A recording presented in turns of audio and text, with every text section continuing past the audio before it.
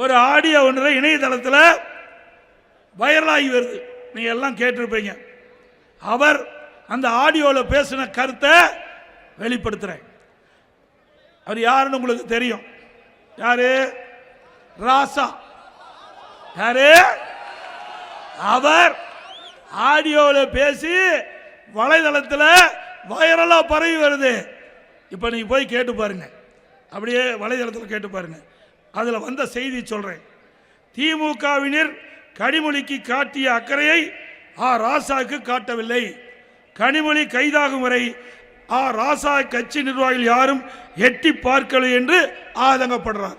அதில் சொல்றார், சமூக நீதி பேசும் திமுகவில் சாதிய பாகுபாடு இருப்பதை அப்பட்டமாக ஒத்துக்கொள்கிறார். கலைஞர் டிவிக்கு பணம் சென்றதை ராசா ஒப்புக்கொள்கிறார்.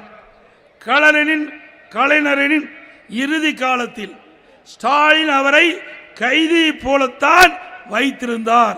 ஸ்டாலின் கட்சியை கைப்பற்றி விட்டார் என்கிறார் ராசா. எவ்வளவு மோசம்! யார் சொன்னது? திமுகவில் இருக்கின்ற எம்பி சொல்றாரு, முன்னாள் மத்திய அமைச்சர் சொல்றாரு. யாரு? திரு ஸ்டாலின் அவருடைய அப்பா கலைஞரை இறுதி காலத்தில் கைதி போல வைத்திருந்தார் என்று திரு ராசா அவர் இணையதளத்தில் வந்த செய்தி. கலைஞரின் இறுதி காலத்தில் ஸ்டாலினுக்கும் கனிமொழிக்கும் பிரச்சனை ஏற்பட்டது. அதன் காரணமாகவே இப்போது கனிமொழிக்கு சட்டமன்றத்தில் போட்டியிட வாய்ப்பு கிடைக்கவில்லை என்று அந்த செய்தியும் சொல்றார். ஸ்டாலினுக்கு தான் பெரிய பிரெயின் என்ன மூளை இருக்கிறதா? டெல்லிக்கு போனால் இங்கிலீஷில் கிழித்து விடுவாரா? அவர் தன்னை பெரிய ஆள் என்று நினைத்து கொண்டிருக்கிறார். அவர் கனிமொழியை ஒரு நாளும் நம்ப மாட்டார்.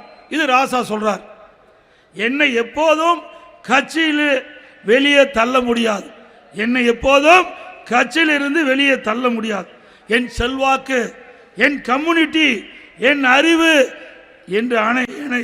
என்று எதையும் வெளியே தள்ள முடியாது என்று ராசா சமூக வலைதளத்தில் பரவலாக வைரலாக பரவி வருகிறது.